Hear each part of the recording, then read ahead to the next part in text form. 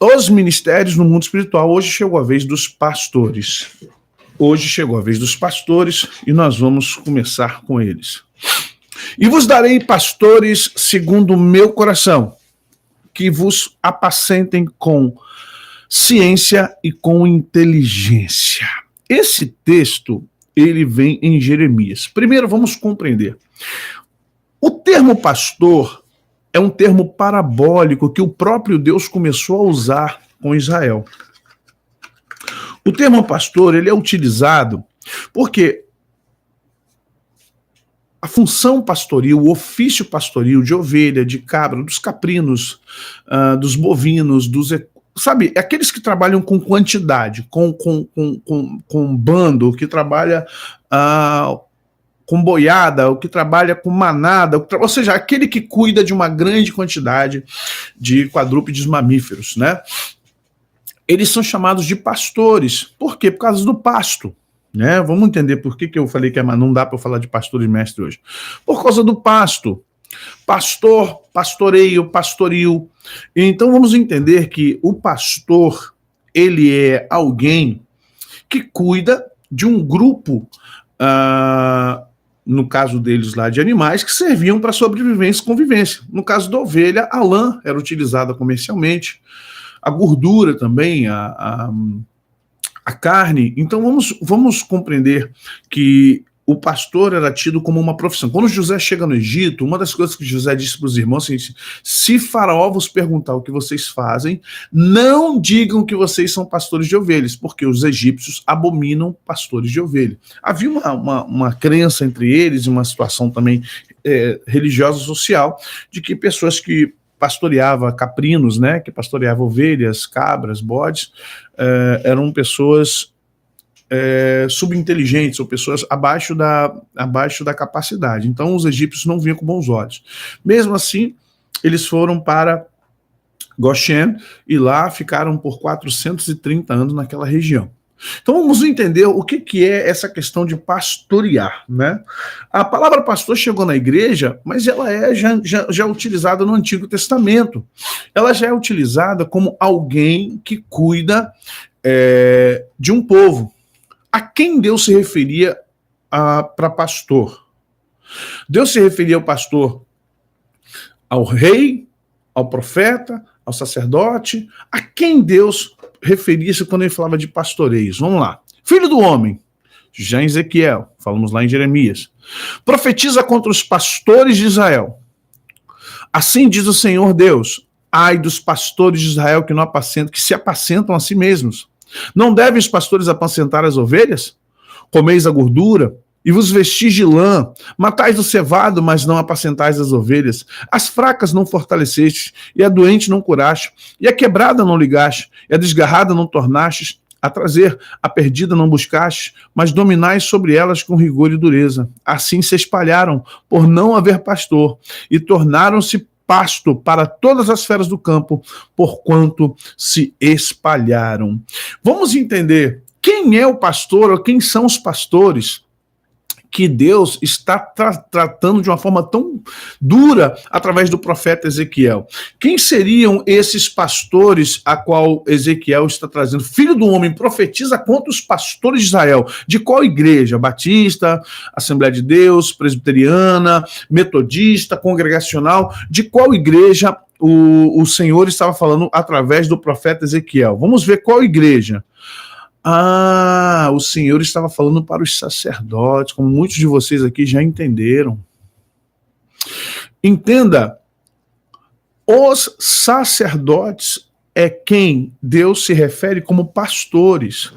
Não existia essa função, eu quero que você entenda, não existia essa função eclesiástica ou mesmo espiritual, no sentido sacerdotal ou no sentido da religião judaica ou proto-judaica.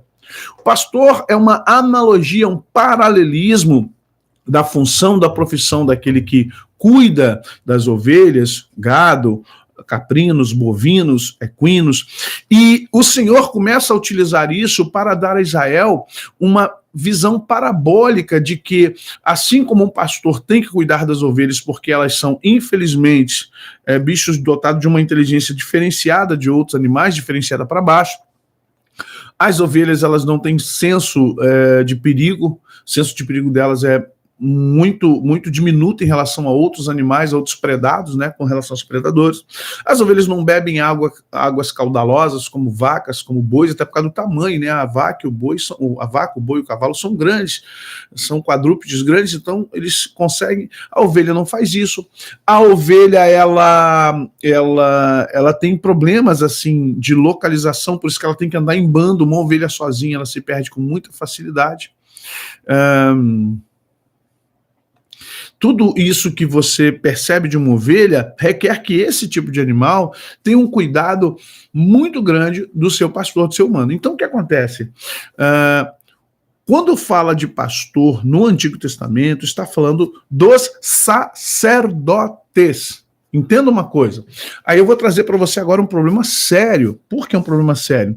Se os pastores do Antigo Testamento, em Jeremias, Ezequiel e outros textos, são os sacerdotes da tribo de Levi, a quem deveríamos chamar de pastores hoje? 1 Pedro, capítulo 2, verso 9. Vós, porém, sois a nação santa. Eu estou falando decorado, mas deixa eu abrir o texto aqui, não me custa nada. Vós, pois, vocês são, 1 Pedro 2,9. Vós sois a geração eleita, o sacerdócio real, a nação santa, o povo adquirido, para que anuncieis as virtudes daquele que vos chamou das trevas para a sua maravilhosa luz. Vós que em outro tempo não eres povo, mas agora sois povo de Deus, que não tinhas alcançado misericórdia, mas agora alcançaste misericórdia. Vós, porém, sois a geração eleita, o sacerdócio real.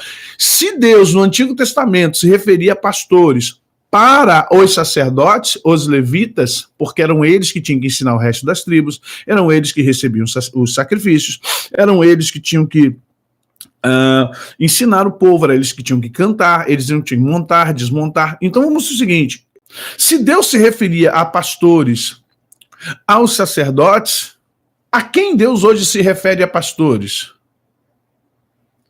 Se nós formos entender, vamos ter que compreender uma coisa importante. A igreja hoje é Levi.